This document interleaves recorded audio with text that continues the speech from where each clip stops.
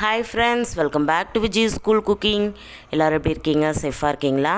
இன்றைக்கி நம்ம சேனலில் வாயில் வச்சு தான் அப்படியே வழுக்கிட்டு உள்ளே போகிற மாதிரி ஒரு ஸ்வீட் ரெசிபி. ரொம்ப டேஸ்ட்டாக இருக்கும். ரொம்ப சிம்பிளான இன்க்ரீடியன்ட்ஸ் வச்சு ரொம்ப குயிக்காக நம்ம செய்யக்கூடிய ஒரு ஸ்வீட் ரெசிபி.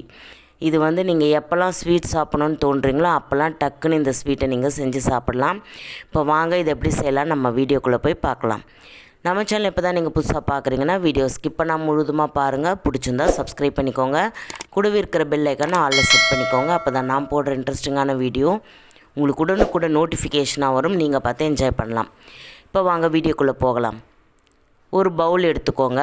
அதில் 1 கப் அளவுக்கு ரவை எடுத்துக்கலாம். வறுத்த ரவை, வறுக்காத ரவை எது வேணாலும் நீங்கள் எடுத்துக்கலாம். அதே கப்பில் 3 கப் அளவுக்கு காய்ச்சின பால் எடுத்துக்கோங்க.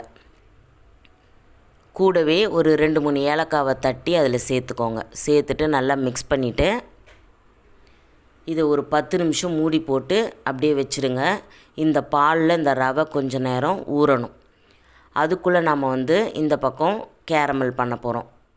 அதுக்கு ஸ்டவ் ஆன் பண்ணிவிட்டு 1 கப் அளவுக்கு நெய் சேர்த்துக்கோங்க. அதில் ஒரு 1/4 கப் அளவுக்கு முந்திரியை சேர்த்து நல்லா பொன்னிறமாக வறுத்துக்கோங்க. முந்திரி வறுத்ததும் அதிலேயே நாம் 1/2 கப் அளவுக்கு சர்க்கரை சேர்த்துக்கலாம். நீங்கள் எந்த கப்பில் ரவை அளந்தீங்களோ அதே கப்பில் பால், சர்க்கரை இது எல்லாமே நீங்கள் சேர்த்துக்கணும்.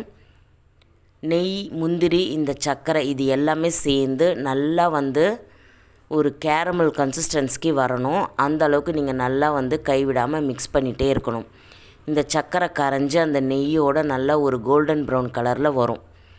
அது வரைக்கும் நம்ம வெயிட் பண்ணிவிட்டு மீடியம் ஃப்ளேமில் வச்சுட்டு மெதுவாக நீங்கள் இது போல் கிளறி விட்டுட்டே இருங்க. இப்போ ஒரு 10 நிமிஷத்தில் இது நல்லா கரைஞ்சி நம்மளுக்கு இந்த மாதிரி ஒரு ஹனி கலரில் கிடைக்கும். இப்போது நாம் ஊற வச்சுருந்த அந்த ரவையை எடுத்து பார்ப்போம். அது நல்லா ஒரு 10 நிமிஷத்தில் பாலில் நல்லா ஊறி இருக்குது. இதை அப்படியே இதில் சேர்த்துடலாம்.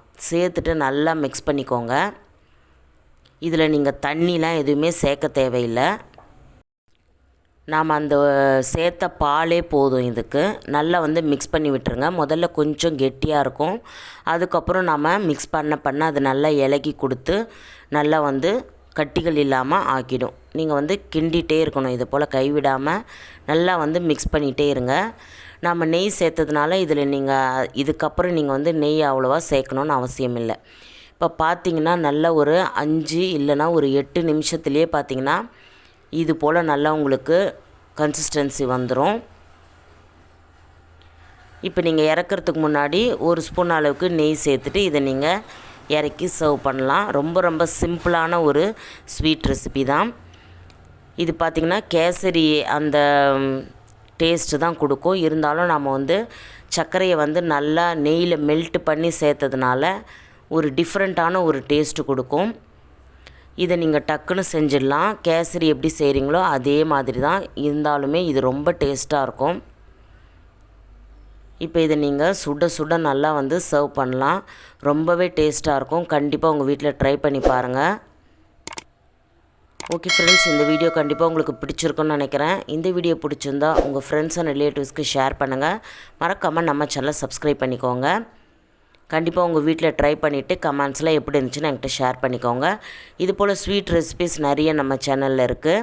ப்ளேலிஸ்ட் தரேன், செக் பண்ணி பாருங்கள். டிஸ்கிரிப்ஷனில் லிங்க்கும் கொடுக்குறேன், செக் பண்ணி பாருங்கள் ஃப்ரெண்ட்ஸ். எல்லாமே சிம்பிளான மெத்தட், ஈஸியாக குயிக்காக எப்படி செய்யலான்னு தான் இருக்கும். எல்லாம் நம்ம வீட்டில் இருக்கிற பொருளை வச்சே தான் நான் எல்லா ஸ்வீட் ரெசிபியுமே அப்லோட் பண்ணியிருக்கேன். ஸோ நெக்ஸ்ட் ஒரு இன்ட்ரெஸ்டிங்கான வீடியோவில் சந்திக்கிறேன். Until then, it's bye from Viji. Thanks for watching.